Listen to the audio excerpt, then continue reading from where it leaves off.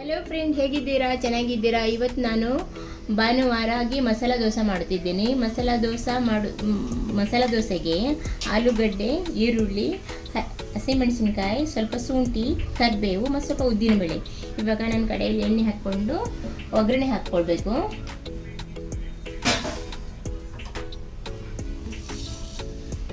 ಒಗ್ಗರಣೆಗೆ ಸಾಸಿವೆ, ಉದ್ದಿನಬೇಳೆ ಮತ್ತು ಕರಿಬೇವು,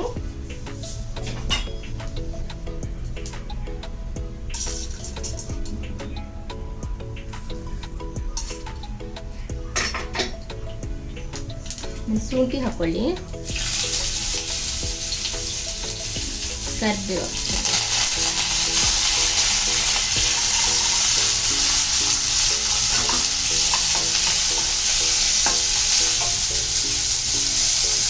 ಈರುಳ್ಳಿ ಸ್ವಲ್ಪ ಫ್ರೈ ಆದಮೇಲೆ ಹಸಿಮೆಣಸು ಹಾಕೋಣ.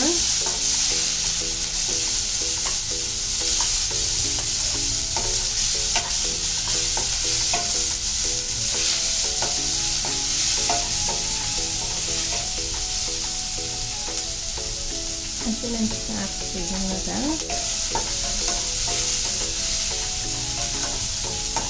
ಇವಾಗ ಈರುಳ್ಳಿ ಫ್ರೈ ಆಗಿದೆ. ಇವಾಗ ಇದಕ್ಕೆ ಹಳದಿ ಪೌಡರ್ ಮತ್ತು ಉಪ್ಪು ಹಾಕೋಣ.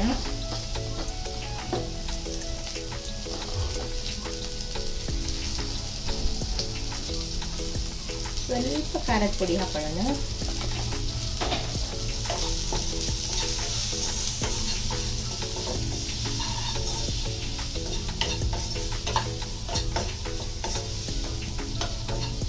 ಇವಾಗ ಆಲೂಗಡ್ಡೆ, ಬೇಯಿಸಿದ ಆಲೂಗಡ್ಡೆ ಹಾಕ್ಕೊಳ್ತಿದ್ದೇವೆ.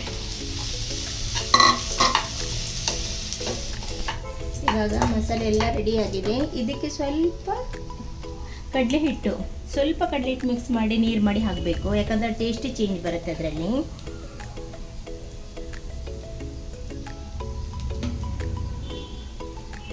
ಸ್ವಲ್ಪ ನೀರಲ್ಲಿ ಮ್ಯಾಶ್ ಮಾಡಿ ಚೆನ್ನಾಗಿ ಇದು ಮಾಡಿ ಹಾಕೊಂಡು ಬಿಡಿನಿ.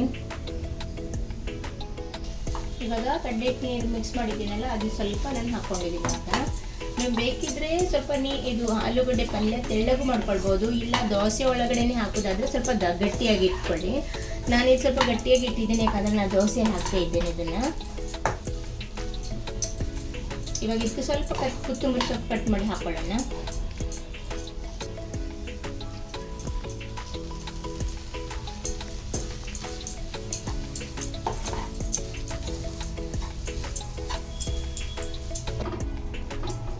ಇವಾಗ ದೋಸೆ ಮಾಡಿದ್ದೇನೆ. ದೋಸೆದಲ್ಲಿ ನಾನು ಆಲೂಗಡ್ಡೆ ಹಾಕಿ ನಾವು ತಿನ್ನೋದು ಇದು ಹಾಕಿ ತೋರಿಸ್ತಾ ಇದ್ದೀನಿ.